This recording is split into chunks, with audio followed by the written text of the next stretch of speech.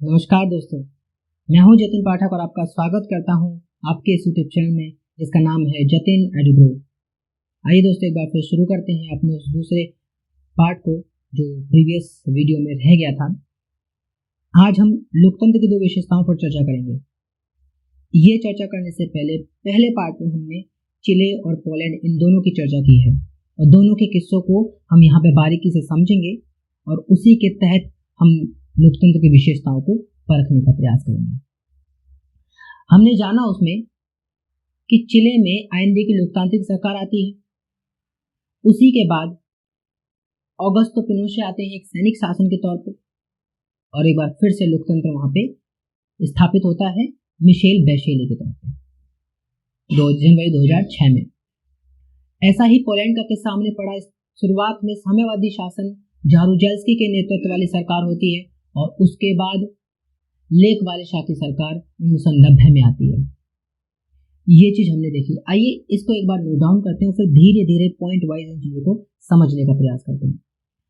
तो देखिए, सबसे पहले अगर आप देखें तो चिले में हमें सरकारें देखने को मिलती हैं। हम इसको और पोलैंड की दोनों सरकारों को कंपेयर करेंगे ताकि हम समझ सके इनकी विशेषताओं को। तो विशेषताएं समझने से पहले आइए देखते हैं। सबसे पहले चिले में 1970 में राष्ट्रपति बनते हैं सल्वाडोर आयेंदे। सल्वाडोर आयेंदे यहाँ के राष्ट्रपति बनते हैं। उसके बाद 1973 में 11 सितंबर 1973 में यहाँ के राष्ट्रपति ऑगस्टो पिनोशे बनते हैं। उसके बाद 2006 जनवरी 2006 में बैशेले यहाँ की राष्ट्रपति बनती है। पोलैंड का क्या किस्सा है? सबसे पहले जारुजेल्स्की के नेतृत्व वाली सरकार आती है और ये 1980 की है। उसके बाद लेक वालेशा आते हैं और ये 1990 में अपनी सरकार बनाते हैं। यानी दोनों की हैप्पी एंडिंग होती है। चिले में लोकतंत्र आ जाता है, इसी प्रकार लेक वालेशा के तौर पर पोलैंड में लोकतंत्र आता है। लेकिन इन दोनों घटनाओं में दो सरकारें हैं जो अलोकतांत्रिक होती हैं। एक पिनोशे की सरकार और दूसरी जारुजेल्स्की की सरकार। दोनों में बहुत अंतर है, बहुत विविधताएं हैं। जारुजेल्स्की और पिनोशे जो कि एक सैनिक तानाशाह थे और जारुजेल्स्की जो कि एक साम्यवादी शासक थे। अब पिनोशे सैनिक तानाशाह होने के नाते ये अपनी चलाते थे, जनता के अमीर वर्ग का, संपत्तिधारियों का खुलेआम सपोर्ट करते थे। कोई जरूरत नहीं थी कि ऊपरी किसी से दिखावा किया जाए। सब कुछ खुलेआम ये करते थे क्योंकि ये सैनिक तानाशाह थे। जनता के द्वारा नहीं चुने गए थे, ना ही जनता इन्हें चुन सकती थी। ये अपने खुद के मालिक थे। ये एक लोकतंत्र था। और दूसरी तरफ पोलैंड का जारुजेल्स्की वाली सरकार ये भी खुद ही चुनी थी और खुद ही आगे बढ़ती थी, लेकिन जनता को सिर्फ ऊपरी दिखाने के लिए कि जनता की वजह से हम आए हैं, इसलिए लोग अपने आप को ऐसी सरकार, साम्यवादी सरकार बोलते हैं। और साम्यवादियों में मैंने आपको बताया था कि साम्यवादी सरकारों में, साम्यवादी देशों में सबसे बड़ा जो देश है वो सोवियत संघ था।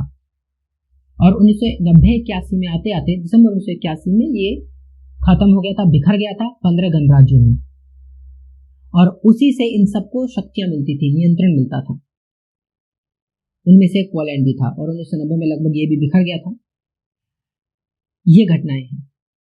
इन दोनों अलोकतांत्रिक सरकारों में ये असमानता थी, लेकिन इसी के साथ साथ कुछ समानताएं भी थी। जैसे दोनों ही सरकारों में किसी को अपना शासक चुनने का अधिकार नहीं था। कोई अपना शासक स्वयं नहीं चुन सकता था।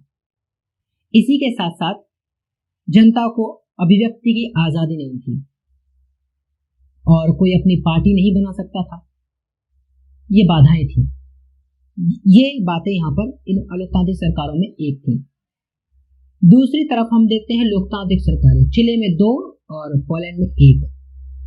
यहाँ की जो लोकतांत्रिक सरकार है और पोलैंड की जो लोकतांत्रिक सरकारें हैं, ये इनमें कुछ समानताएं और असमानताएं हैं। पहले असमानताओं की चर्चा कर लेते हैं। अगर हम साल्वाडोर आयेंदे की बात करते हैं तो साल्वाडोर आयेंदे एक ऐसे शासक थे जो अर्थव्यवस्था में ये मानते थे कि इसको ढील नहीं छोड़नी चाहिए, इस पर नियंत्रण सरकार का होना चाहिए। वहीं पर मिशेल बेचेले यहाँ मध्यम मार्ग अपनाती हैं कि ज़्यादा कंट्रोल भी मत करो और ना ही ज़्यादा ढील छोड़ो, अर्थव्यवस्था को ना ज़्यादा कंट्रोल में रखो ना ही ज़्यादा ढील छोड़ो, मीडियम, ठीक है। और वहीं पे लेक वालेशा की सरकार, जो कि मजदूर वर्ग से ही थे, तो इनकी तो यही सोच थी कि अर्थव्यवस्था में, यानी बाजार अर्थव्यवस्था में बिल्कुल भी सरकार को दखलंदाजी नहीं करनी चाहिए। ये तो हो गई असमानताएं, लेकिन उसके बावजूद भी इन तीनों लोकतांत्रिक सरकारों में जो समानताएं थी वो ये 2 कुछ इस प्रकार थी कि हर किसी को अपना शासक चुनने का अधिकार था। एक देश में अनेक पार्टियां सत्ता के लिए चुनाव कर सकती थी, चुनाव में खड़ी हो सकती थी, लोगों को वोट देने का अधिकार था, अभिव्यक्ति का अधिकार था, सरकार के खिलाफ बोलने का अधिकार था। ये समानताएं थी।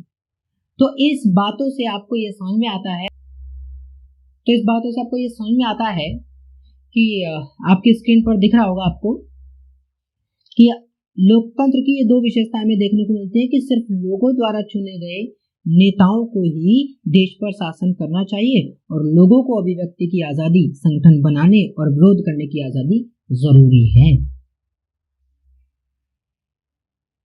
ये चीजें हैं जो हमें बताती हैं कि लोकतंत्र की ये 2 विशेषताएं प्रमुख हैं कि सरकार चुनने की आजादी और अभिव्यक्ति की आजादी, विचारों की, संगठन बनाने की आजादी, ये होनी चाहिए। तो आइए अब आज चर्चा को और आगे बढ़ाते हैं और ये समझने का प्रयास करते हैं नक्शे के माध्यम से कि किस तरह किस देश में लोकतंत्र आया और कैसे कैसे वो बढ़ता गया। तो स्क्रीन पर आप देख सकते हैं, आपको एक मैप दिखाया गया है। ये मैप 1900 से 1950 के बीच लोकतांत्रिक सरकारों के बारे में आपको बताएगा। यानी 1900 से 1950 के बीच जो भी लोकतांत्रिक सरकारें विश्व में आई वो कैसे आई, वो कितनी आ चुकी थी। इसमें आप देखेंगे जो रेड कलर में है 1900 से 1950 में लोकतांत्रिक सरकारों को दर्शाते हैं कि इस वक्त लगभग ज्यादा लोकतांत्रिक सरकारें बन चुकी थी। हम पश्चिमी एरिया में, भारत के हिसाब से अगर हम पश्चिमी एरिया में देखें तो ये लगभग ज्यादा मात्रा में थी। और 1900 में नहीं, लेकिन 1950 में जो लोकतांत्रिक सरकारें बनती हैं वो आप एक अलग कलर, ऑरेंज कलर में भी इसमें आप देखते हैं। जैसे कि इंडिया 1950 के लगभग, यानी कि 1947 में आज़ाद हुआ था, तो वो भी एक लोकतांत्रिक देश, आज़ाद होते ही उसने लोकतंत्र को अपनाया था। और यहाँ की व्यवस्था एकदम बहुत ही यूनिक है और बहुत बेहतरीन है। मैं किसे बेहतरीन इसलिए कहता हूँ क्योंकि ना तो ये सरकार को सपोर्ट करती है, ना ही ये पूरी तरीके से पूंजीवादी को सपोर्ट करती है। ये एक मिश्रित अर्थव्यवस्था लाती है। आप देखते हैं ना, हमारे भारत में प्राइवेट हॉस्पिटल्स हैं तो सरकारी हॉस्पिटल्स भी हैं, प्राइवेट स्कूल्स हैं तो सरकारी स्कूल्स भी हैं, यानी कि प्राइवेट को भी सपोर्ट करती है और गवर्नमेंट को भी। तो ये एक ऐसी सरकार है। इसके बाद आप एक और नक्शा देख रहे हैं और ये नक्शा है 1975 में लोकतांत्रिक सरकारों का, यानी कि 50 के ठीक बाद 1975 में आते आते ऐसी कौन से देश थे जो लोकतांत्रिक सरकारों में तब्दील हो गए थे। अब आप इसमें एक बात नोटिस कीजिएगा, मैं आपको यहाँ सर्कल करके दिखा रहा हूं। अभी ये इस वाले मैप में यहाँ पे ये लोकतांत्रिक देश 1950 के बाद बना, लेकिन आप अगले मैप में देखते हैं तो ये यहाँ से गायब है, यानी फिर वहां पे लोकतंत्र खत्म हो चुका था, बिखर गया होगा। 1975 में ये लोकतांत्रिक सरकारों का मैप है। भारत बीच में अमूमन ऑब्वियसली शामिल होगा ही होगा। और ये इसके बाद आप अगला मैप देख रहे हैं 2000 में लोकतांत्रिक सरकारों का, और आप देख पा रहे हैं कि 2000 में लोकतांत्रिक सरकारें अमूमन पूरे विश्व में तकरीबन फैल चुकी थी। अभी भी आप देख रहे हैं थोड़े थोड़े व्हाइट डॉट्स हैं, ये भी अभी रह गए हैं। मतलब इसका मतलब साफ है कि ये ऐसे देश हैं जो अभी भी लोकतांत्रिक देश नहीं बन पाए हैं या बनने के लिए प्रयासरत हैं। तो मैंने आपको मैप के माध्यम से समझा दिया कि लोकतांत्रिक देश कैसे धीरे धीरे विकसित होते हैं। लेकिन इन नक्शों से हमें 20वीं सदी से पहले के बारे में कुछ पता नहीं चलता। यानी 20वीं सदी में लोकतंत्र आया ऐसा नहीं है, वो तो इससे पहले 2 सदी पहले ही 18वीं शताब्दी में शुरू हो गया था। आपको याद होगा 1789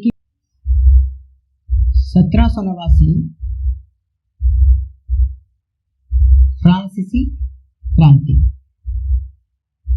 आपने इसके बारे में जरूर पढ़ा होगा कि 1789 में फ्रांसीसी क्रांति आती है फ्रांस में। और ये ऐसी क्रांति होती है कि शुरुआत में तो एक लोकतांत्रिक तरीके से आगे बढ़ने का प्रयास करती है, लेकिन धीरे धीरे ये व्यवस्था बिखरती है, फिर आती है, फिर बिखरती है, यानी कि मजबूत टिकाऊ लोकतंत्र स्थापित नहीं हो पाता फ्रांस में। अब ये तो हो या ना हो वो बात अलग थी, लेकिन ऐसा करने पर, ऐसे प्रयास करने पर लोकतंत्र के प्रति लोगों की जागरूकता, प्रेम बढ़ने लगा। लोग प्रेरणा स्रोत हो गया। ये फ्रांस लोगों के लिए प्रेरणा स्रोत हो गया कि लोकतंत्र के लिए ये कड़ी मेहनत कर सकता है तो हम क्यों नहीं कर सकते, राजतंत्र से हम लोग आजाद होने के लिए ऐसा क्यों नहीं कर सकते। इसी प्रयास में वो लोग आगे करते रहे। अब देखिए, अब बात करते हैं ब्रिटेन की। इसके बाद ब्रिटेन भी था, ब्रिटेन भी एक लोकतांत्रिक देश के तौर पे बढ़ना शुरू किया, लेकिन इसकी रफ्तार थोड़ी धीमी रही। अब उस समय ब्रिटेन ने लगभग आधे से ज्यादा देशों को तो अपना उपनिवेश बना रखा था, उसमें से हमारा भारत भी उपनिवेश बना हुआ था।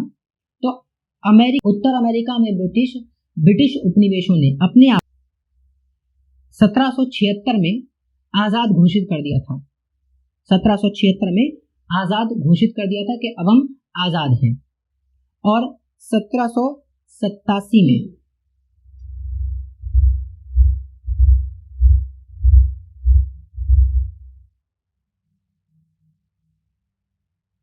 1776 ब्रिटिश उपनिवेश, इन्होंने अपने आप को आजाद घोषित कर दिया था। और ये कहां के? उत्तरी अमेरिका के।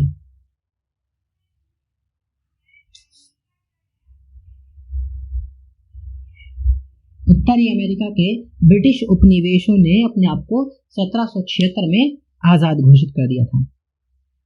और 1787 में 1787 में अपने आप को लोकतांत्रिक देश बताने के लिए एक संविधान बनाया। अब इस संविधान के बनने के बावजूद भी लोगों को ये अधिकार बहुत कम था कि वह वोट दे सकते थे। यानी कि उत्तर अमेरिका में ऐसा नहीं था कि सार्वभौमिक वयस्क मताधिकार तब भी बहुत कम था। संयुक्त राज्य अमेरिका में तो अश्वेतों को वोट देने का अधिकार भी नहीं था। 1965 तक संयुक्त राज्य अमेरिका में अश्वेतों को वोट देने तक का अधिकार नहीं था। 1900 तक अगर हम बात करें तो अभी आप अपनी स्क्रीन पर एक बार देखिए, इसमें मैं आपको दिखा रहा हूं कि सार्वभौमिक वयस्क मताधिकार किन किन देशों में आया। तो सबसे पहले आप देख पा रहे होंगे 1893 में न्यूजीलैंड में सार्वभौमिक वयस्क मताधिकार आया था। ठीक है, तो ये बताता है कि आजादी में लोगों की जो भावनाएं थी वो ये भी थी कि कहीं ना कहीं लोगों को ये मत देने का अधिकार मिल जाए, क्योंकि सिर्फ स्वतंत्र ही नहीं होना है, अपने नेता भी खुद चुने, ऐसा अधिकार वो चाहते थे। और ये सार्वभौमिक वयस्क मताधिकार से ही संभव था। और इतने देशों में सार्वभौमिक वयस्क मताधिकार दिया गया। भारत जो है, भारत का भी इसमें नाम आप देख रहे हैं 1950 में। आप बोलोगे आजाद तो भारत 47 में हुआ था। तो देखिए, आजादी और संविधान निर्माण ये दोनों अलग चीजें हैं। आजाद जरूर हुआ था, आजाद होने के बाद उसे संविधान सभा में बैठकर संविधान बनाने का जो काम मिला था अपने देश के लिए, उस कर्तव्य को उसने 26 जनवरी 1950 को पूरा किया था। और इसी दिन को आप गणतंत्र दिवस के नाम से भी बाद के अंत में अगर आप चर्चा करेंगे कि उपनिवेशवाद का कैसे अंत होता है,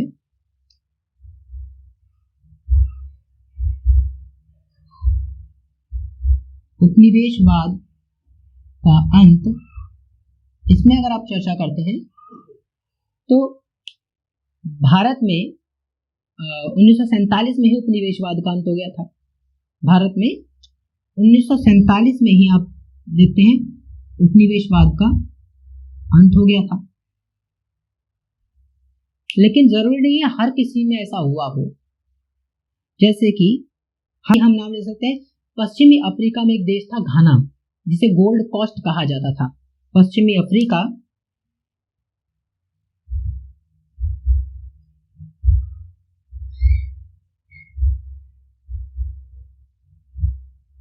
घाना, और घाना को उस वक्त क्या कहा जाता था? पश्चिमी अफ्रीका का देश घाना, जिसे गोल्ड कोस्ट कहा जाता था, जिसे गोल्ड कोस्ट कहा जाता था, 1957 तक अपने आप को आजाद घोषित कर देता है। और आजादी में जो शख्सियत थी, जो आजादी में उतरती है, वो एक सुनार के पुत्र और शिक्षक होते हैं वामे एनक्रुमा। वामे एनक्रुमा, वामे एनक्रुमा, ये सब मैं आपको नोट्स प्रोवाइड करा दूंगा।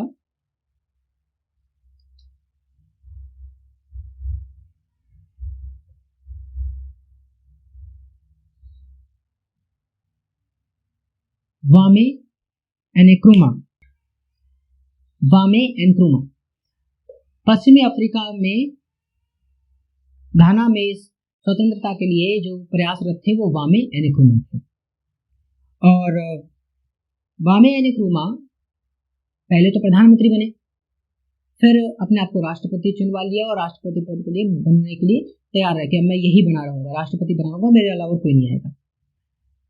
ये चीज एक बार में फिर खत्म हुई और ये 1966 में सेना द्वारा तख्ता पलट हुआ और यहाँ पे लोकतंत्र हट गया।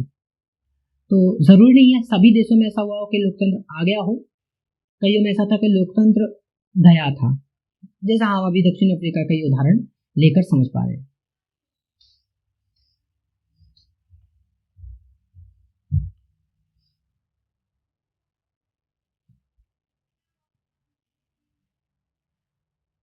अब हम हाल के दौर की चर्चा कर लेते हैं। लोकतंत्र की दिशा में जो सबसे तेजी से कदम बढ़ाया जा रहा था वो लातिनी अमेरिका द्वारा हो रहा था। हाल का दौर 1980 के बाद लातिनी अमेरिका में देखने को मिलता है कि लोकतंत्र बहुत तेजी से आगे बढ़ रहा होता है। और 1990-91 के आते आते तो ये समझ लो कि सोवियत संघ भी बिखर चुका था, तो लोकतंत्र में और तेजी से बढ़ोतरी होने लगती है। और आखिरकार 1991 में सोवियत संघ बिखर भी जाता है, 15 गणराज्यों से मिलकर बना था, तो वो अलग हो जाते हैं और कई लोकतंत्र में जाते हैं तो कई अलग सभ्यता में।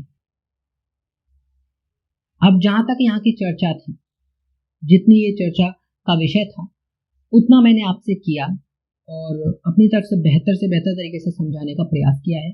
अब मैं आपको उसके प्रमुख नोट्स जो आपके लिए बहुत जरूरी होंगे उन्हें मैं आपसे शेयर कर देता हूं। आप स्क्रीन पर देखिए, ये कुछ नोट्स हैं जिन्हें आप कैप्चर करके अपने पास रख सकते हैं या मेरे ब्लॉग पर जाकर, जिसका नाम है knowledgeheworld.blogspot.com, वहां से इन नोट्स को आप देख सकते हैं। और ये आगे के नोट्स हैं जिसमें आप विश्व स्तर पर लोकतंत्र अंतर्राष्ट्रीय संगठन के बारे में पता करेंगे और साथ ही साथ बाहरी समर्थन के बारे में भी जानेंगे।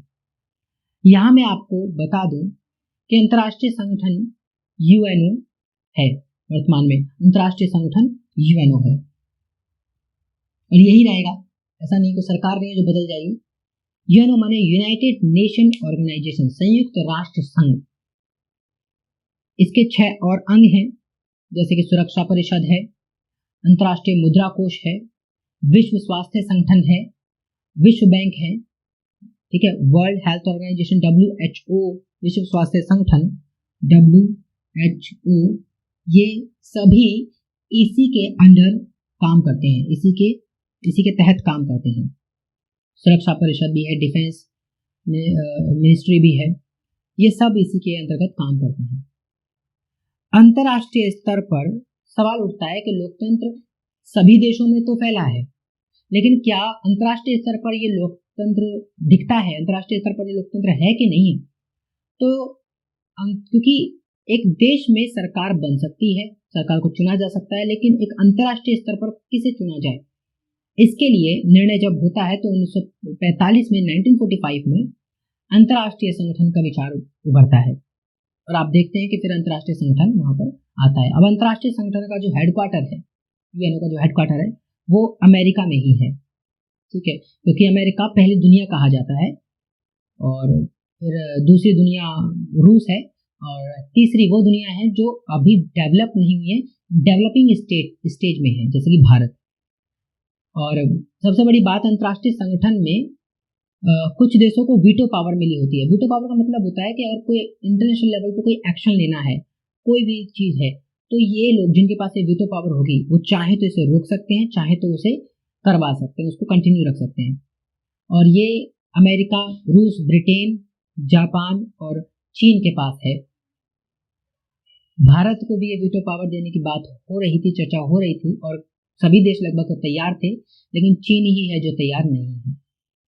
इस पे आप गहन चर्चा आगे करेंगे और इन चीज़ों को आप समझेंगे धीरे धीरे, लेकिन इतना ही मैं आपको समझा दूं कि अंतर्राष्ट्रीय संगठन यही होता है और इसका काम ये नहीं होता, ये सरकार नहीं होती है, सिर्फ ये सभी 192 देशों पर निगरानी रखती है जो इसके अंतर्गत आते हैं।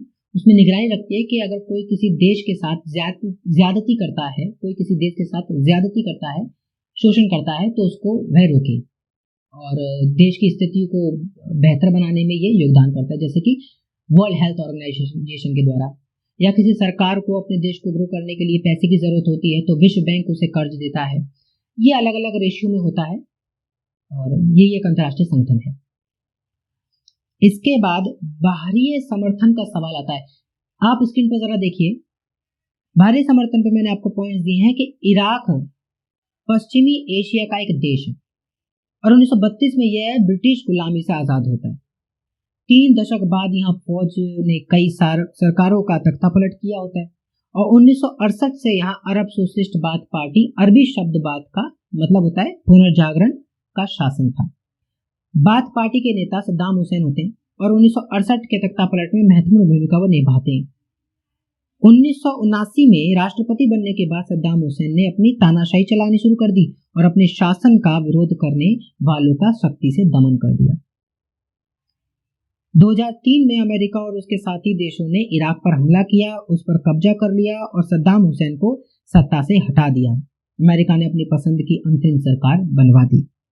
इराक के खिलाफ युद्ध को सुरक्षा परिषद ने भी मंजूरी नहीं दी थी। संयुक्त राष्ट्र महासचिव कोफी अन्नान ने कहा कि इराक के खिलाफ अमेरिकी युद्ध गैर कानूनी है। यानी यहाँ पर यह सवाल उठता है कि क्या ये जरूरी है कि जो लोकतांत्रिक देश हैं वो पूरे विश्व में लोकतंत्र फैलाने के लिए, लोकतंत्र को लाने के लिए क्या जबरदस्ती करेंगे? क्या ऐसा जबरदस्ती से आने वाला लोकतंत्र किसी देश में फल फूल सकेगा? मतलब अमेरिका जो कि एक लोकतांत्रिक देश बन गया, वो चाहता है विश्व में भी लोकतंत्र फैल जाए, तो इराक जो कि लोकतांत्रिक नहीं था उसमें जबरदस्ती जाकर उस पर हमला करके इराक पर अमेरिका लोकतंत्र लाने का प्रयास करता है। अगर वो ला भी देता है तो क्या वो टिकाऊ हो सकेगा? क्या वो जनता द्वारा एक्सेप्टेबल हो सकेगा? ये सवाल उठता है। तो इतने पॉइंट्स हैं जो मैं आपको शेयर कर रहा हूँ साथ साथ, और आप अब मैंने चैप्टर को कंप्लीट कर दिया है। अगर कोई डाउट, कोई क्वेश्चन अगर आपका रह जाता है तो आप मुझे कमेंट बॉक्स में लिख सकते हैं और मेरे ब्लॉग पे जाके, जिसका नाम है, मैं आपको फिर बता दूं, knowledgeeworld.blogspot.com, उस पर जाकर आप इस चैप्टर के कंप्लीट नोट्स देख सकते हैं, जिससे कि आपको आसानी होगी चीज़ों को समझने में। तो यहाँ पर ये चैप्टर कंप्लीट होता है। अगली वीडियो में, आने वाली अगली वीडियो में मैं आपको और भी ऐसे बेहतरीन कंटेंट देने का प्रयास करूँगा और मेरी पूरी कोशिश रहेगी कि मैं आप लोगों तक आपकी आवश्यकताओं को पूरी कर सकूँ अपनी वीडियो के माध्यम से। ये मेरा चैनल एजुकेशन बेस्ड है और मोटिवेशनल बेस्ड है। यानी कि यहाँ पे शिक्षा और मोटिवेशन दोनों दी जाएंगी। तो बहुत बहुत धन्यवाद आप लोगों का ये वीडियो देखने के लिए, और आगे आने वाली वीडियो में मैं आपके लिए इसी तरह और सब्जेक्ट पे, टॉपिक पे वीडियो बनाता रहूँगा। So thank you very much.